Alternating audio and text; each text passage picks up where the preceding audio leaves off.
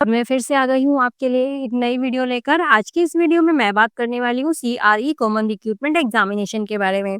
जी हाँ, AIIMS new Delhi ने release किया है एक न्यू नोटिफिकेशन। सीआरई 2025 का ये नोटिफिकेशन है, कॉमन रिक्रूटमेंट एग्जामिनेशन।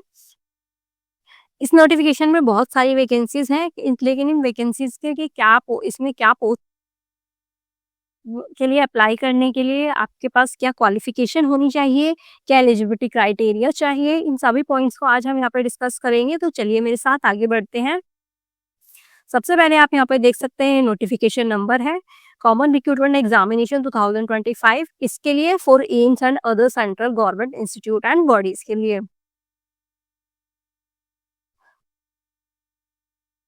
अब यहाँ पे आ जाते हैं हम इम्पोर्टेंट डेट्स के बारे में। तो जो इसके लिए अप्लाई करने की जो लास्ट डेट है वो 31 जुलाई 2025 अप टू 5 PM तक रहेगी। और जो अप्लाई करने की डेट है वो 12 जुलाई से स्टार्ट हो चुकी है, लास्ट डेट 31 जुलाई तक रहेगी। एंड जो यहाँ पे आपका फॉर्म एक्सेप्ट की जो डेट है 7 अगस्त 2025 है, मीन 7 अगस्त 2025 को आपको ये पता चल जाएगा कि जो आपका एप्लीकेशन फॉर्म है वो एक्सेप्ट हुआ है कि नहीं हुआ है। देन आपका इशू ऑफ एडमिट कार्ड की जो डेट है वो अभी यहाँ पे नोटिफाई नहीं की गई है। देन इस वैकेंसी के लिए इसको इनमें जो पोस्ट हैं उनके लिए आपका जो एक सीबीटी होगा, सीबीटी की यहाँ पे इन्होंने टेंटेटिव डेट दी है 25 अगस्त और 25 6 अगस्त और 25 अगस्त की यहाँ पे 2025 को ये डेट दी है। यहाँ पे इन्होंने जो आपका स्किल टेस्ट है उसकी डेट यहाँ पे इन्होंने अभी नोटिफाई नहीं की गई है। ये यहाँ पे इन्होंने कंटेंट दिया हुआ है, important dates and rules of scribe and compensatory time, ये सब इन्होंने यहाँ पे दिया हुआ है। हम अपने पॉइंट पर चलते हैं। ये यहाँ पे इन्होंने इसमें कौन-कौन से जो पार्टिसिपेट किया है एम्स के साथ-साथ सेंट्रल गवर्नमेंट बॉडीज़ ने और इंस्टीट्यूट ने यहाँ पे पार्टिसिपेट किया है, ये उनके नाम है। यहाँ पे टोटल 19 नेम है। आप देख सकते हैं ये उनके नेम है, ये एड्रेस है और साथ में ये वेबसाइट है। AIIMS Bathinda, AIIMS Bhopal, AIIMS Bilaspur, AIIMS Deoghar, ये सारे नेम्स हैं जो इन्होंने इसमें पार्टिसिपेट किया है। इसमें साथ में इसमें एम्स की नहीं ईएसआईसी की वैकेंसीज़ है, जिपमर की भी वैकेंसी है यहाँ पर, रिम्स की भी हैं। यहाँ पे आप देख सकते हैं लेडी हार्डिंग की भी हैं। तो यहाँ पे बहुत सारी वैकेंसीज़ हैं। अब आ जाते हैं हम एप्लीकेशन प्रोसेस पे। तो इसमें एक जो पॉइंट है ये है कि यहाँ पे सभी कैंडिडेट अप्लाई कर सकते हैं। देखो यहाँ पे all candidate who wish to apply for the common recruitment examination 2025 for the various group C and B post as per the whole detail are required to apply online on the website. आपको ये website दी हुई है। यहाँ पर 10th से लेके post graduate तक की यहाँ पे अलग-अलग पोस्ट है। 10th 12th और पोस्ट ग्रेजुएट तक के लिए अलग-अलग वैकेंसीज यहाँ पर हैं। ग्रुप बी एंड बी और ग्रुप सी की यहाँ पे वैकेंसीज है। आगे बढ़ते हैं। यहाँ पे अप्लाई करने के वक्त करते टाइम आपको फोटो, सिग्नेचर, थंब इम्प्रेशन सबकी जरूरत पड़ेगी। ये अपलोड करने होंगे आपको यहाँ पर। अब आ जाते हैं हम एक एज रिलैक्सेशन पे। तो जो आपका एज रिलैक्सेशन है वो कैटेगरी वाइज होगा। SC/ST के लिए 5 इयर्स का रिलैक्सेशन है, OBC के लिए 3 इयर्स का रिलैक्सेशन है, PWBD के लिए 10 इयर्स का रिलैक्सेशन है, एक्स सर्विस मैन के लिए length of military service plus 3 years का रहेगा। और जो सेंट्रल गवर्नमेंट रहेगा ग्रुप बी का उनके लिए भी अलग अलग है। यहाँ पे ग्रुप 5 इयर्स का रिलैक्सेशन है और ग्रुप सी के लिए अप टू 40 इयर्स उनकी एज रहेगी। आगे बढ़ते हैं। तो यहाँ पे जो कैंडिडेट उसके सेंट्रल गवर्नमेंट या फिर स्टेट गवर्नमेंट के एम्प्लॉयज हैं उनको नो ऑब्जेक्शन सर्टिफिकेट देना होगा, एनओसी देनी होगी उनको।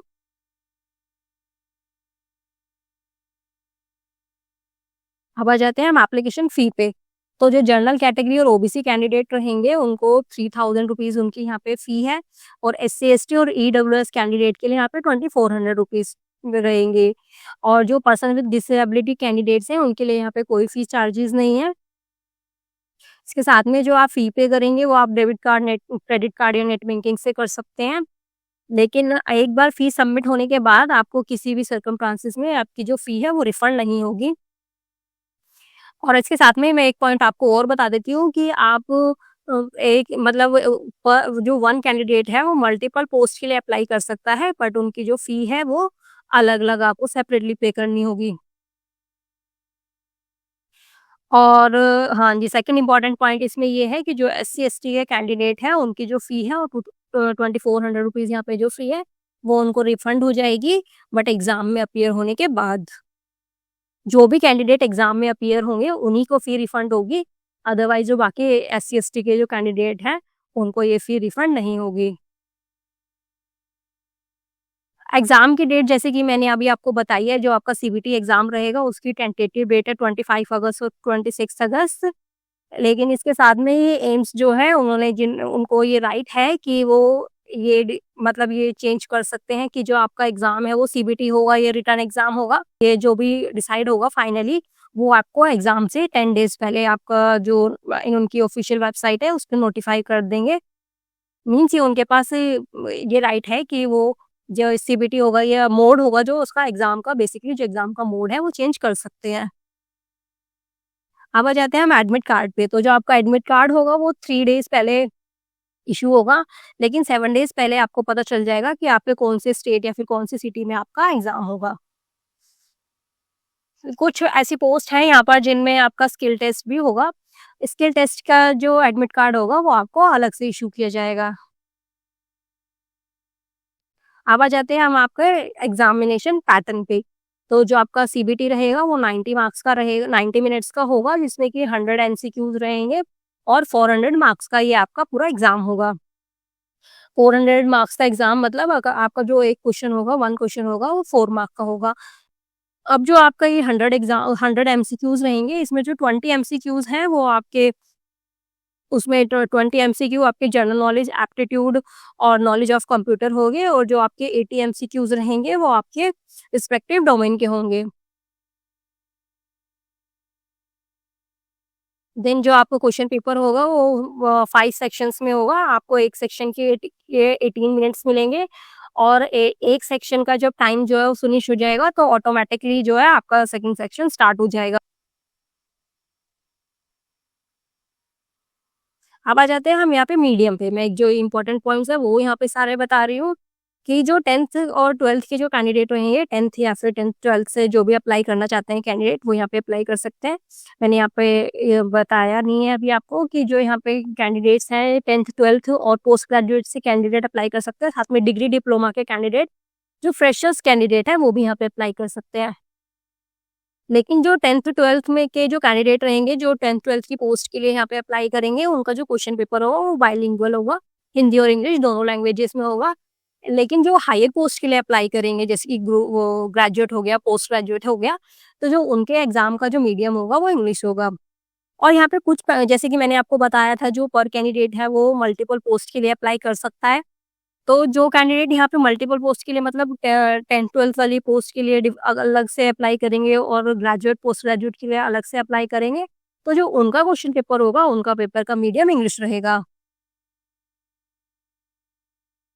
ये देखो मैंने आपको बता दिया है कि जो आपका एक 1 क्वेश्चन होगा वो 4 मार्क का होगा, और यहाँ पे 1/4 की नेगेटिव मार्किंग रहेगी। जो क्वालिफाइंग मार्क्स रहेंगे आपके अनरिजर्व्ड और ईडब्ल्यूएस कैंडिडेट के लिए 40% रहेंगे, और ओबीसी के लिए 35% रहेंगे, एससी-एसटी के लिए 30% रहेंगे। साथ में जो पीडब्ल्यूबीडी कैंडिडेट हैं उनके लिए भी क्वालिफाइंग मार्क्स जो आपके हैं वो 30% ही रहेंगे।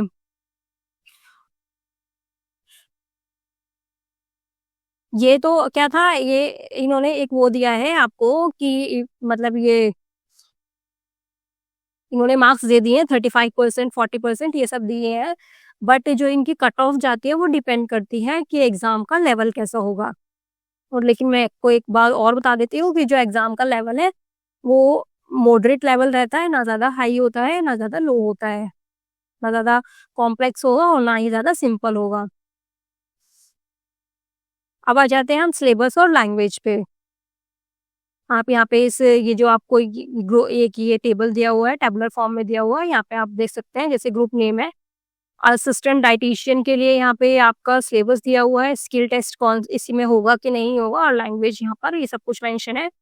तो असिस्टेंट डायटीशियन के लिए यहाँ पे फूड एंड न्यूट्रिशन डाइट, यहाँ पे आपको इसकी नॉलेज होनी चाहिए। यहाँ पर स्किल टेस्ट यहाँ पर अभी इन्होंने नहीं दिया है, और यहाँ पे जो आपकी लैंग्वेज होगी वो इंग्लिश रहेगी। जैसे कि आप यहाँ पे ये देख सकते हैं, ये जूनियर एडमिनिस्ट्रेटिव असिस्टेंट एलडीसी और यूडीसी की यहाँ पे वैकेंसीज है। इसमें जनरल मैथ्स और इंग्लिश रहेगी आपकी क्वालिफिकेशन, तो यहाँ पे आपका स्किल टेस्ट होगा। ये जो आप यहाँ पे आपका जो एग्ज़ाम का लैंग्वेज है वो बाइलिंगुअल रहेगी, इंग्लिश और हिंदी दोनों रहेंगी। इस तरह से कौन-सी पोस्ट के लिए क्या क्वालिफ़िकेशन चाहिए और उसके लिए क्या मीडियम रहेगा और स्किल टेस्ट है या नहीं, आप ये यहाँ पे देख सकते हैं इस टेबल में। आपको इस पूरी पीडीएफ की लिंक का जो लिंक है मेरे टेलीग्राम चैनल पे मिलेगा, तो आप उससे जल्दी से जल्दी कनेक्ट हो जाना और मेरे टेलीग्राम चैनल का लिंक आपको डिस्क्रिप्शन बॉक्स में मिलेगा।